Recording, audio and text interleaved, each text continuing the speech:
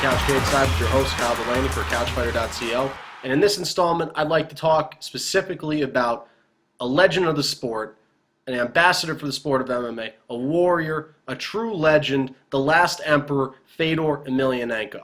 Now, what I'd like to just talk about in this is just break down everything in his career, everything that's happening recently, his fighting style, and just leave you with a few bits or sentiments that will really just leave you thinking and really respect this guy's career and everything that he's done for the sport. So let me just very quickly, Fedor Emelianenko is not only one of the greatest fighters of all time, not only a legend of the sport, not only a pride legend, a longtime heavyweight champion, but he is one of the most humble competitors to ever enter the octagon, the ring, or the cage. One of the most humble competitors ever, in defeat and in victory. Okay, the one who doesn't fall doesn't stand up. Very simple. I mean, that's probably one of the most humble quotes somebody could have after one of their first losses in years. One of their first losses ever. That's one of the classiest ways to go about it. And, really, he's a humble competitor. He is a true legend. He is a warrior. And it could be totally shown through his fighting style. Now, I've talked recently. I've been one of the biggest Fedor fans ever since I got into this sport. He really was. He embodies everything that is MMA, whether you believe it or not. He does embody everything because he's such a balanced fighter. But before I even get into his fighting style, I just like to say is that I've said recently, that he is a reckless fighter, and that's not genuinely a bad thing all the time. He does fight reckless because the new thing these days in MMA is game planning. How to go about winning the fight instead of just rushing there and trying to knock their heads off. Fedor fights like that, and it's such it's so respected, really, to go in and fight like a warrior and try and finish at all times. But the game is evolving, okay? And that's not a bad thing, but the game is evolving, okay? Some people go out and they brawl, but some people go out and they fight a smart fight. They're going to pick you apart. They're not just going to go right after you. That's not really Fedor's style. But he's shown recently in his Monson fight that he can fight with a game plan. He can respect your skills. He's done that his whole career, but he can respect your skills and maybe hold off a little bit. So I can say reckless. But here's the word that describes it. I did a lot of thinking about this. It's very simple. Not reckless. Fearless. Fedor Emelianenko has fought fearless his entire career. He's never backed down from anything. He's been right in your face. He's been throwing bombs in the pocket. Or he's been trying to attempt submissions. The guy is always working for the finish. He's had his decisions, absolutely. A lot of fighters have. Okay? But he's always working for the finish. He's always in your face. He's never given you a chance to rest. He works. He fights fearless, and he embodies that. The no-fear mentality. That's the way Fedor fights. That's the best way to sum it up. That's what most of the pride guys fight like. Fearless. There's no game plan. You can wrestle and everything, but I'm going to try and finish you with a submission. I'm going to try and knock you out. I'm not saying there's anything wrong with the new type of MMA fighting, the UFC type of fighting. I enjoy it. But I'm just not comparing, really. I'm just saying that that's how Fedor fights, is fearless. Now, let's just go down a little bit. Fedor is a feared striker. Okay, he's got a great stand-up game from his sambo and his kickboxing. Okay, he has great leg kicks. We saw that against the Monson fight. In the Monson fight, he's got great hands. He's had some great knockouts in his career. Really, really heavy hands. I mean, people in the past have referred that it feels like you're getting hit by a piece of steel. Fedor maybe in the 230-pound range, but it feels like he hits like a 260-pound guy. He hits hard. Fedor hits very, very hard. Whether it's ground and pound or stand up, he's going to be right in your face. He's good in the clinch. And the funny thing is that people talk about, oh, Fedor's going to knock him out. Like, I've watched Fedor fights with people who just recently come onto the sport, and they absolutely love the guy. Like I say, he's an ambassador for the sport. But people are like, oh, he's going to knock him out. He's going to knock him out. And I turn to the guy I'm watching with. I'm like, Fedor's won more fights by submission. And he has. Fedor Emelianenko has won more fights by submission with his finishes. Is he a feared striker? Absolutely. You have to respect his stand-up. But he has a great submission game from his sambo background.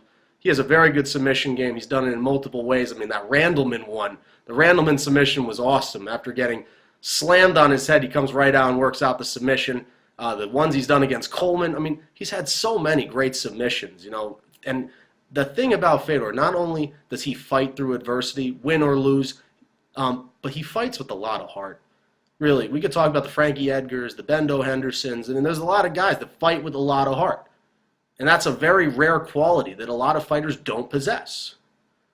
Fedor Emelianenko fights with just as much heart, if not more heart, than any fighter out there, whether win or lose. He fights with a lot of heart. He puts every ounce, every drop of it into the fight. He fights with heart.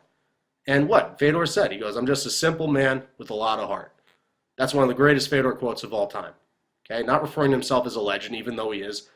Some people refer to me as a legend, but I'm just a simple man with a lot of heart. One of the greatest quotes of all time, and he does fight with a lot of heart. And Fedor does have a good chin. He's taken beatings, and he's really just a tough guy. He embodies everything that is the old school pride fighters, the guys who are tough as nails and that will even look like they've been put through the meat grinder, but they'll still come out on top in the end, or whether it's win or lose. They're tough guys, and that's what he embodies. And he is a finisher. He's got a lot of heart. He's got a great stand. He's got a great submission game. But I'm not here to talk just about Fedor's fighting style and why he's a legend. I'm here to talk about just the recent things that have been happening in the MMA community and how everybody views Fedor. And the way it really is going is let's just go back a little bit. Fedor Emelianenko has not fought in the UFC, and Dana White's wanted him to be in the UFC so badly. So badly. I mean, the talk was, Brock Lesnar's the heavyweight champion. Fedor and Brock, it's got to happen. It's got to happen. And Dana White tried to make it happen, but it ended up not working out. Okay, and I'm not here to bash Dana White. Okay, I do still I watch the UFC every card. I watch every UFC card. Do I agree with everything that Dana White does? No, I don't. You don't always see eye to eye with what people do. Okay, so you go out and you go after Fedor. He's one of the greatest of all time.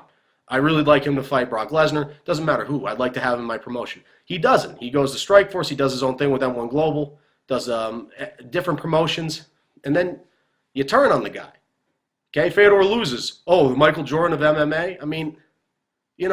Where you got to draw your line. You can't just jump on two sides of the fence. I know it's business, and it does make sense. Okay, but don't pursue the guy, say you want him in there, and then he loses, and there's no value to him anymore. And a lot of people jumped on that. I'm not saying that Dana White influenced everybody. But a lot of people start questioning, well, is he really the greatest of all time? He's been fighting all these bad fighters, the Silvias and the Arlovskis, and really, what has he been fighting recently? And that was never questioned until Fedor lost. And, it was questioned before that, but you know what? He started losing, and all these things start coming up. And in a career, you win and you lose. There's ups and downs. The good fans, the loyal fans, are the ones that stay on board the entire way. Okay, there's ups and downs in life. There's ups and downs with anything, just like being a fan. Now, this is what it brings me to my point, is that, plain and simple, is that the way it's viewed now is, in MMA or if anything, is what have you done for me recently? And Fedor lost quite a few fights. Lost to Werdum. He lost to Bigfoot Silva. He lost to Dan Henderson. He recently beat Monson. He's back on a winning track, and now people question whether Monson was a good enough fight or not. Doesn't matter. He won the fight. But, it's about what you've done for me recently. He put on a great fight against Dan Henderson, whether he lost or not. He got caught against Werdum, and the doctor stopped the fight against Silva. Okay? But, you could talk about what you've done for me recently, but it should be more like this. What about the now? Okay? What about fighting in the now?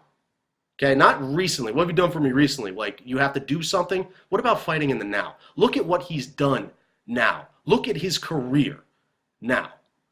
He's had one of the greatest records out of any mixed martial arts. He has so few losses. If you compare it to any other UFC Hall of Famer, Fedor Emelianenko has won so many fights and has lost so few. And that's recently at the end of his career, whether he's got multiple years left or not. But look at the now. Look at what he's done in his career and look at the now. Not what you've done for me recently, but look at this. Fedor fights to fight. He fights like a warrior. He fights to put on a show, and he gives you a great fight. That's the now. Don't just look for the negative in everything. Fedor puts everything he has into it. It's not like he goes in there just to lose. He goes in there to fight, and he goes in there to put in a show. That Henderson-Fedor fight is a great fight. Whether you agree with the stoppage or not, it was a great fight. It was a war between two legends. Dan Henderson, Fedor Emelianenko. He fights to fight, and that's the way I think you should look at it. Look at the positive in it. Instead of just looking at what he's done recently, look at the career. It's one of the greatest records, one of the greatest careers of all time. The guy took years for him to actually officially lose a match, and then you start questioning whether he's one of the best of all time.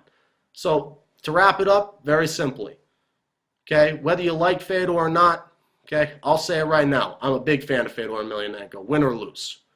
Nothing changes that. I'll always stand by him. Those of you that don't support it, those of you that are not fans, you know, what it's going to take for you to miss him is, you know, for him to retire, for him to not be there anymore. You'll miss him when he's gone. That's the best way I could close this one up. Bash him all you want. Say he isn't the greatest of all time. And that's fine. I'm not here to sway your opinion. I'm here to defend the guy. I'm here to give you a different perspective on it. Say he's not the greatest. That's fine. But you know what? It's going to take him to not be an MMA fighter, not to be fighting anymore, for you to really miss the guy. And you are going to miss him when he's gone. There's no more humble competitor. There's no guy that goes out to fight and put on a show. And there's a lot of fighters out there, but Fedor Emelianenko does it every time and time out. So you will miss him when he's gone. So that's what I have for this edition of the CageSide Couch. This is Kyle Delaney signing off. I'm out of here.